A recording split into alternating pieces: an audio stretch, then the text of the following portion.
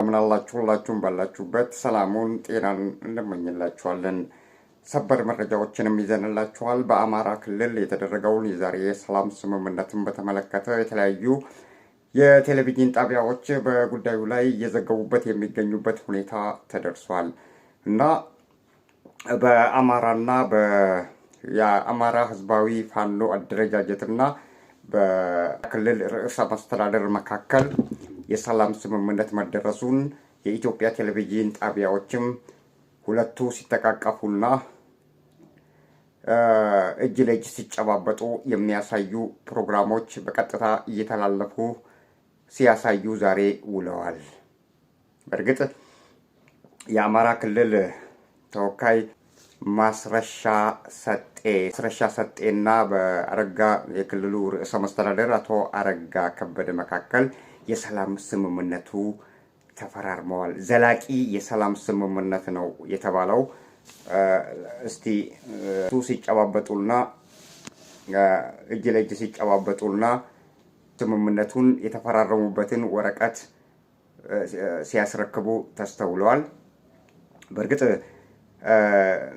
የሚደገፍ ሐሳብ ሆኖ ሳለ ግን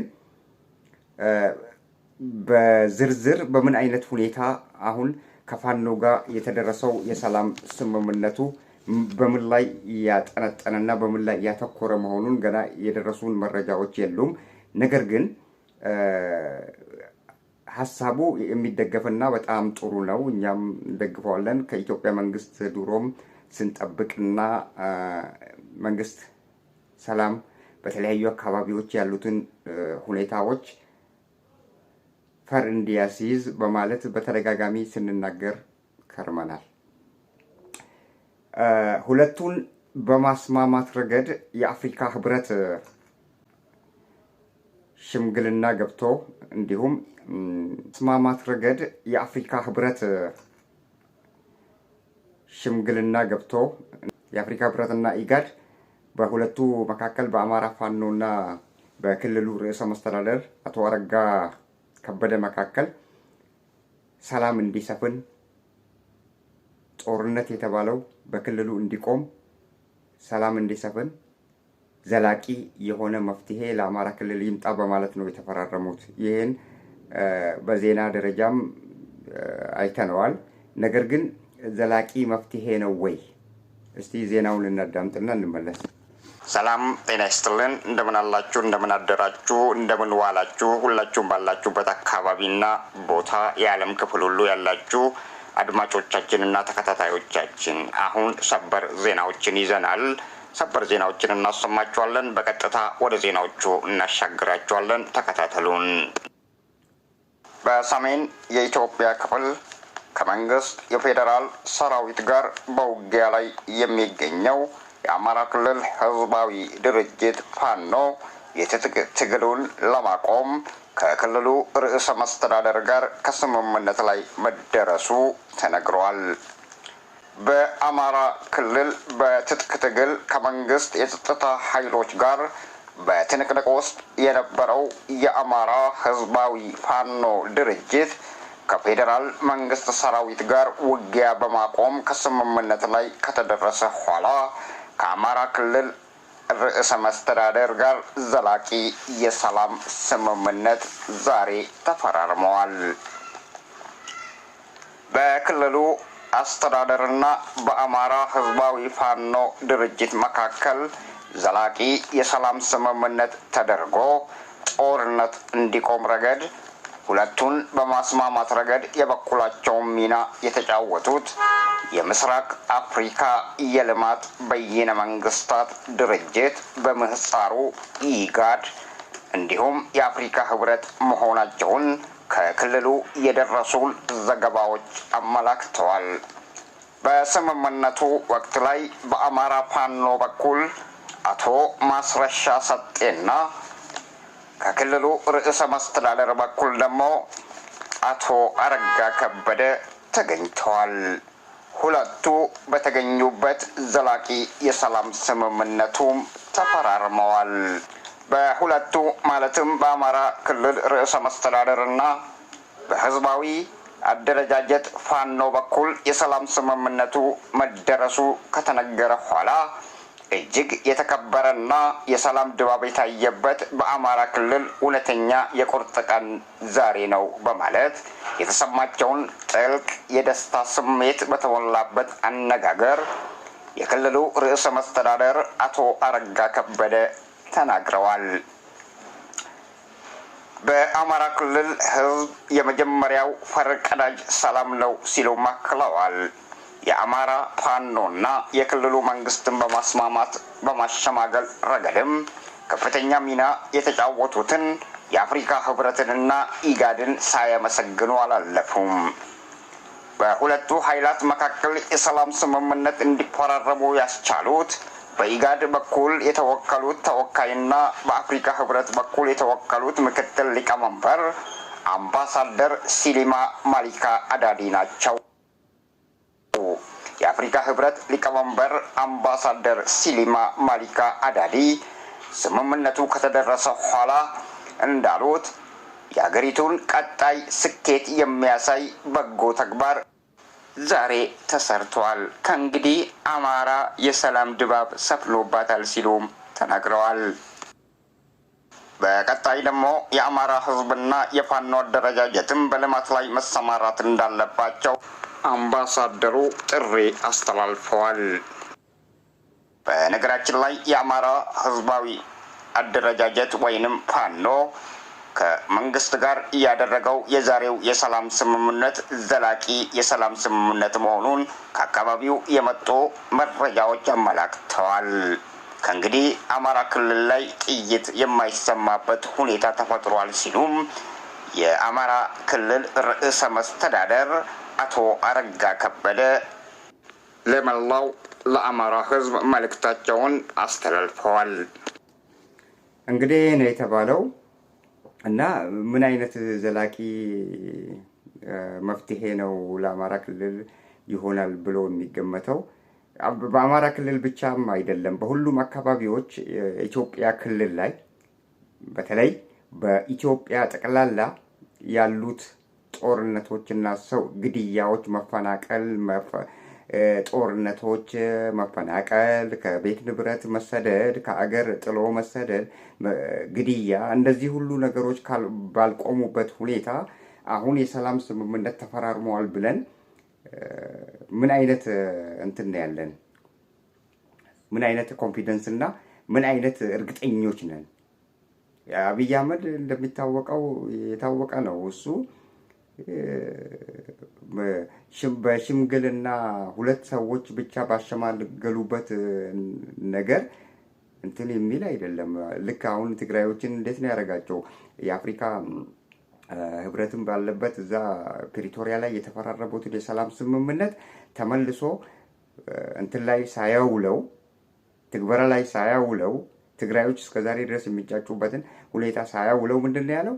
እኛ የተፈራረምነው ከጌታቸው ረዳና ከእንትና ጋር ነው፣ ጻድቃን ገብረትንሳኤ ጋር ነው የተፈራረምነው ብሎ ነው በክደት ላይ የሚገኘው። የአማራውስ ቢሆን ዛሬ ላይ አሁን የተባለው እውነት ትክክለኛ የሰላም ስምምነት ነው ወይ?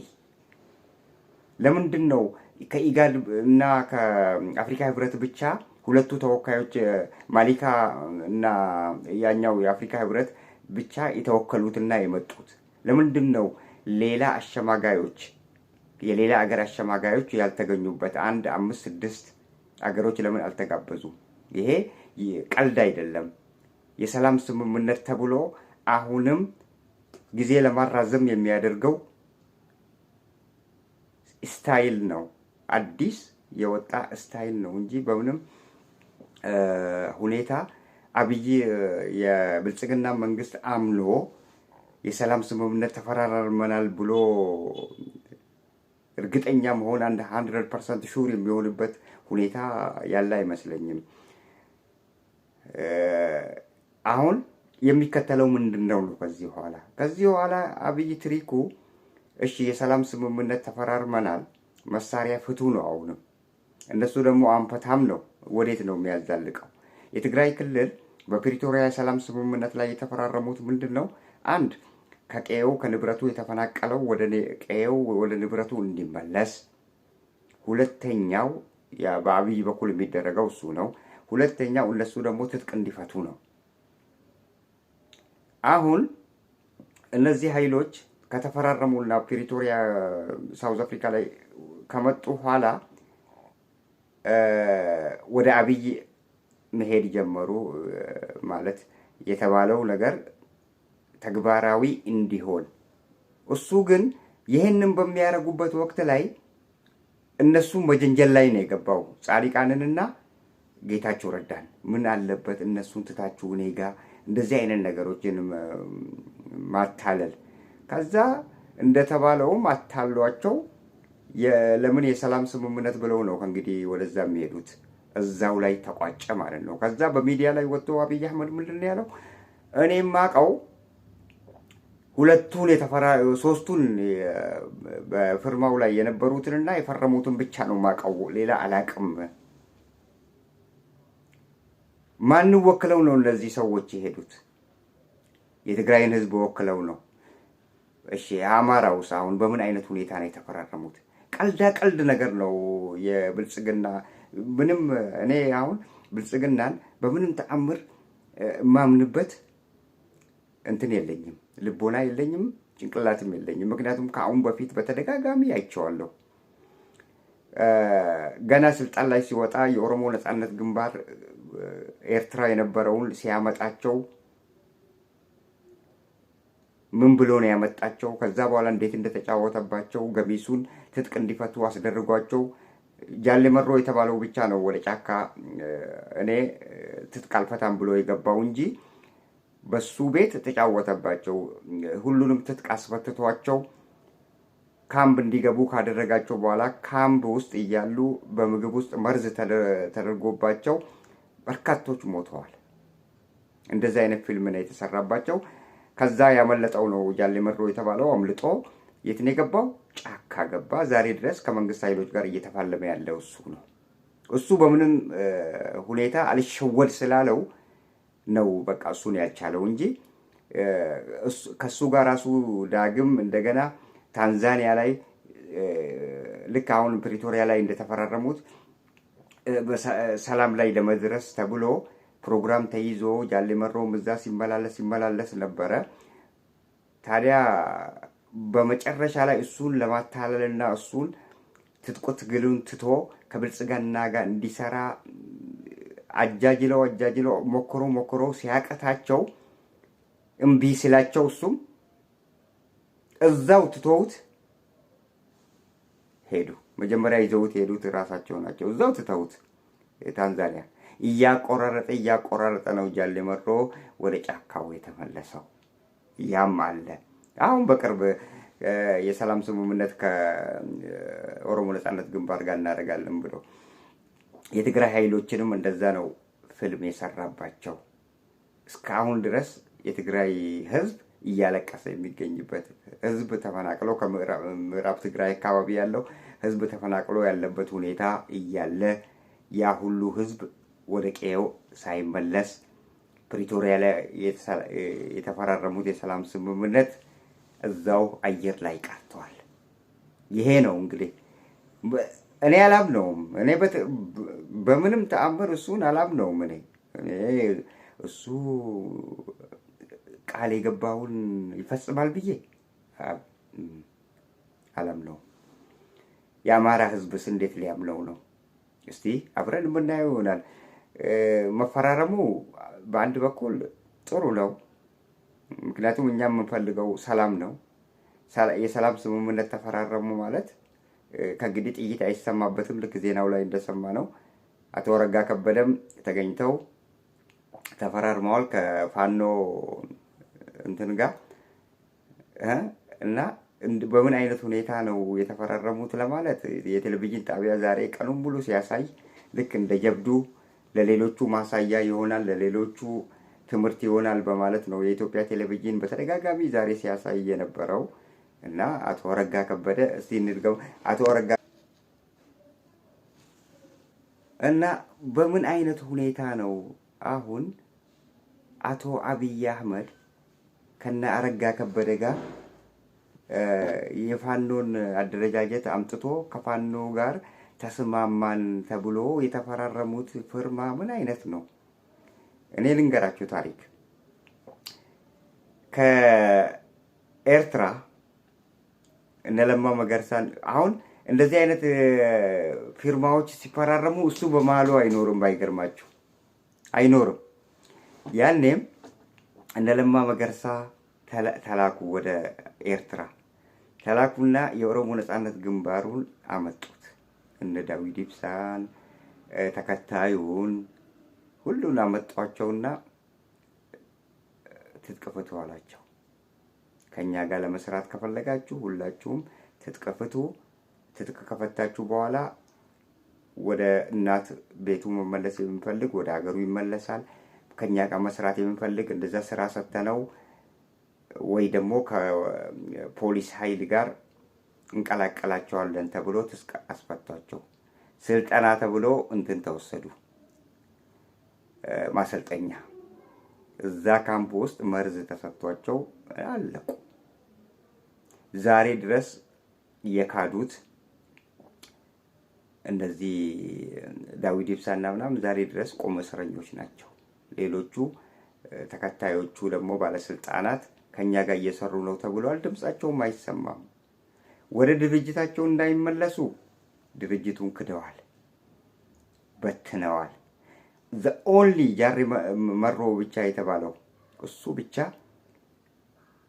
የተማረና የተመራመረ በመሆኑ እኔ አልቀበልም እንዲህ አይነት ነገር እኔ አልቀበልም ብሎ እምቢ ብሏቸው ጫካ ገብቷል። ዛሬ ድረስ እየተዋጋቸው ያለው እሱ ነው።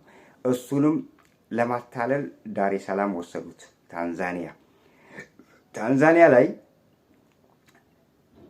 በገንዘብና በጥቅማ ጥቅም ሊሸመግሉት ፈለጉ። እምቢ አላቸው። እምቢ ስላቸው እዛው ትተውት እነሱ ተሳፍረው በአውሮፕላን ሄዱ። እያቆራረጠ ይሄ ልጅ እያቆራረጠ ወደ ጫካው ተመለሰ። ከአመራሩ ውስጥ ዋናውን ነው ነቅለው በገንዘብ አታለው ወይ ደግሞ በንብረት በጊዜያዊ ጥቅማ ጥቅም አታለው የሚወስደው ሰውየው። ከዛ በኋላ ያ የቀረው ቡድን ምንድነው? ትልቁ እኮ ሄዷል ከውስጣቸው። ዋናው ኃላፊው ዋናው አመራሩ ከአንድ ድርጅት ውስጥ አመራሩን ከነቀልክ ምን ቀረ?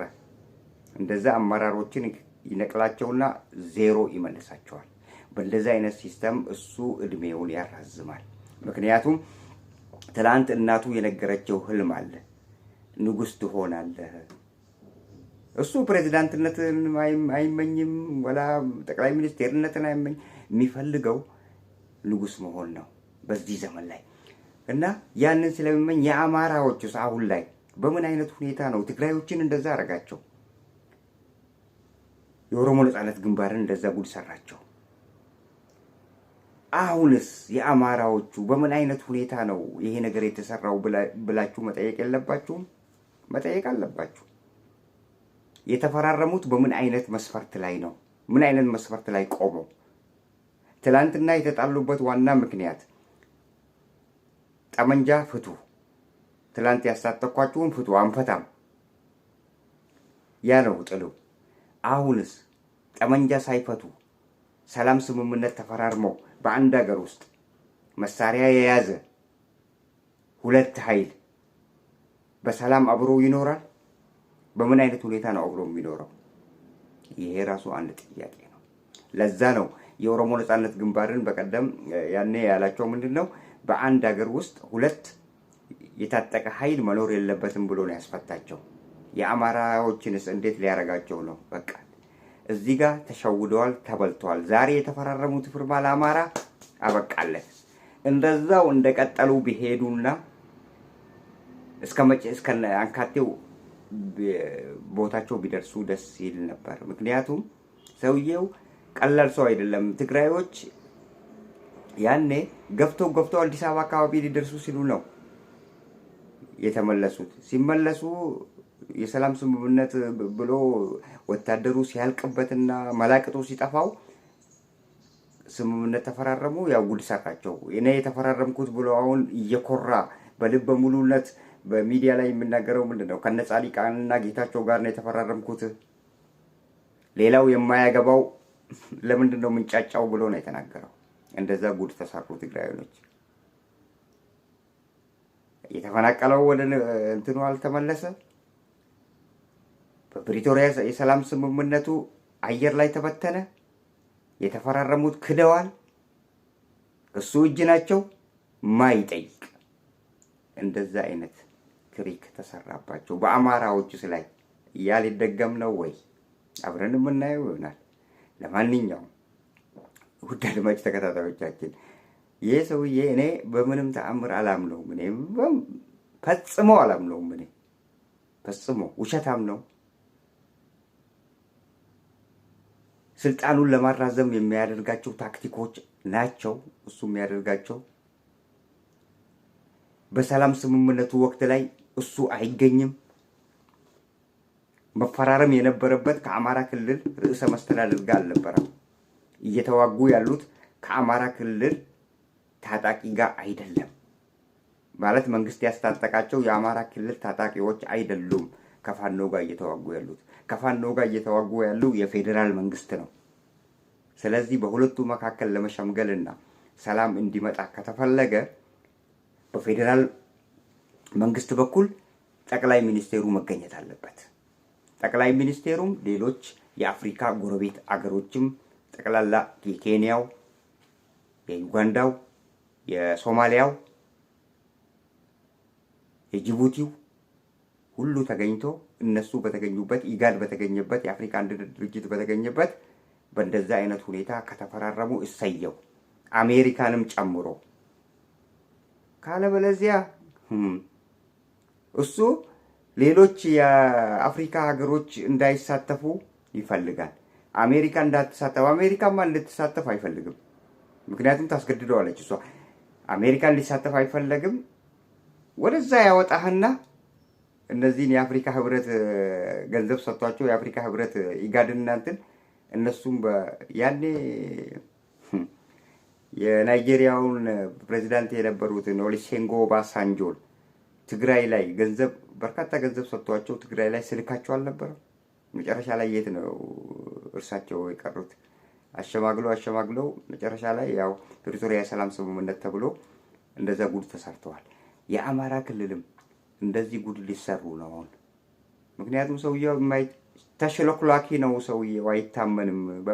እኔ አላምነውም። እኔ በፍጹም አላምነውም ሰውየው አሁን ያለውን ነገ አይደግማትም፣ ይክዳል ፈጽሞ። ከዛ ያጋልጣል። ፓርላማ ላይ ወጥቶ ወይ ደግሞ ሚዲያ ላይ ወጥቶ ምን ይላል? እኛ እኮ የተፈራረምነው ከጌታቸው ረዳና ከጻድቃን ገብረተንሳኤ ጋር ነው ብሎ ነው የትግራይን ህዝብ የካደው። እነሱ ክደዋል። እሱ ጋር ናቸው። የአማራውስ አሁኑ እንዴት ነው? አብረን የምናየው ይሆናል። እቺ እሱ የአማራ ክልል እዚህ ላይ ማድረግ የነበረበት እየተዋጋ ያለው ከፌዴራል መንግስት ጋር ነው። ትጥቅ እንዲፈታ ያስገድደውም የፌዴራሉ መንግስት ነው። የአማራ ክልል ርዕሰ መስተዳደር አይደለም፣ አቶ አረጋ ከበደ አይደለም፣ ወይንም የአማራ ክልል ፕሬዝዳንት አይደለም። እየተዋጋ ያለውም ከፌዴራሉ ጋር ትጥቅ እንዲፈታ ያስገደደውም የፌዴራል መንግስት። ስለዚህ የፌዴራል መንግስት በሌለበት ከአማራ ክልል ርዕሰ መስተዳደር ጋር ውጊያ ላይ የሉ። ከሱ ጋር የተፈራረሙት ፍርማ ምን አይነት ፍርማ ነው? ወዴት ያስኬዳል? ሁለት ተወካዮች ብቻ ቀርበው የአፍሪካ አንድነት ድርጅት ኢጋድና የአፍሪካ ህብረት ብቻ ቀርበው በምን አይነት ሁኔታ ነው አሁን ሁለቱ ኃይሎች ተስማምተዋል ብለን መናገር የምንችለው? እስቲ ንገሩን። በምን አይነት ሁኔታ ነው ተስማምተዋል የምንለው? ኖ ዌይ።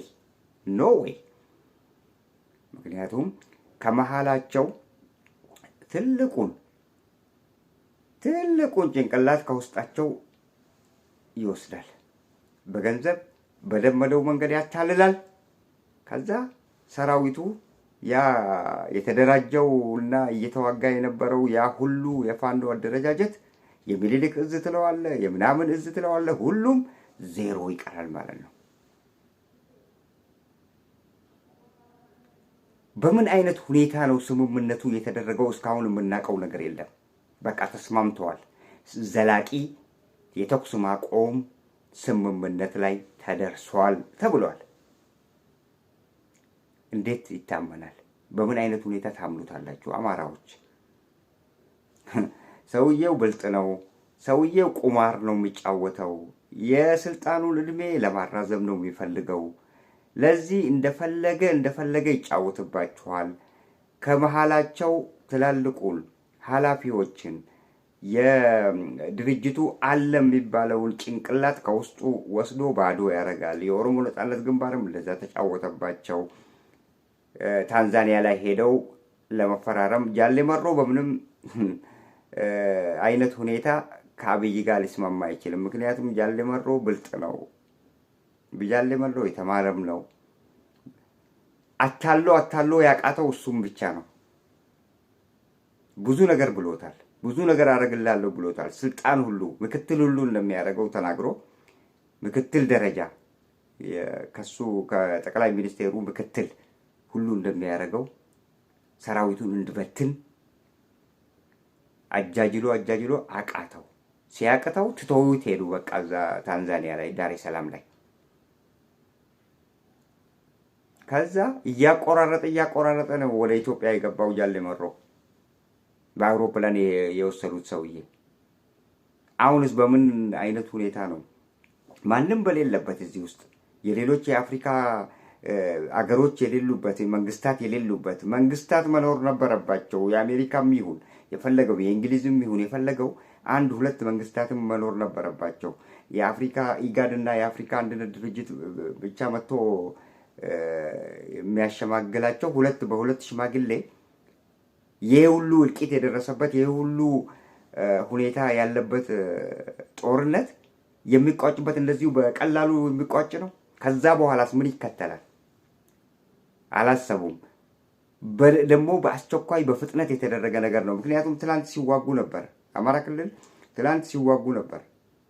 ወሎ አካባቢ ደረሱብኝ ብሎ ነው እሱ ቶሎ ብሎ በገንዘብና በእንትን ኃይል አታሎ እንትን የሚያደርገው። ስለዚህ እኔ አላቅም። ለነገሩ እኔ በበኩሌ ሰውየውን አላምነውም። ምክንያቱም አንዴ ሁለቴ ሶስቴ አራቴ አይቼዋለሁ። አታላይ ነው። በምንም ተአምር የሚታመን ሰው አይደለም።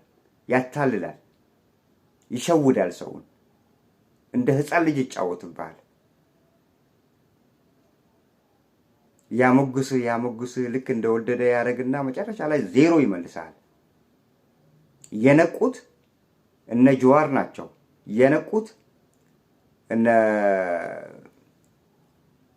እንትና ናቸው። የአማራ እንትን የነበረው ልደቱ አያለው እነ ልደቱ አያለው አትሸውደውም። ጀዋርን አትሸውደውም። ጃሌ መሮን አትሸውደውም። እሱ ያቃታቸው እነዚህን ሰዎች ነው። ጃሌ መሮን አልቻለውም። ጀዋርን አልቻለውም። ልደቱ አያለውን አልቻለውም። እስክንድር ነጋንም አልቻለውም። እስክንድር ነጋ ራሱ በአቅሟ እሱ ራሱ ከባድ ነው። እሱም አልያዝለት አለ። ሞከረ፣ በብዙ ነገር ሞከረው። እሱንም የተሻሉት ያው የትምህርት ሚኒስቴር የሆነው አይቻልም ያልናቸው ሁሉ ተችለው እና አንድ ደግሞ አለ ያልተቻለው እንግሊዝ ዜግነት ያለው አንዳርጋቸው ጽጌም የሚቻል ሰው አይደለም። እሱም በጣም ተፈታትኖታል። አልቻለውም።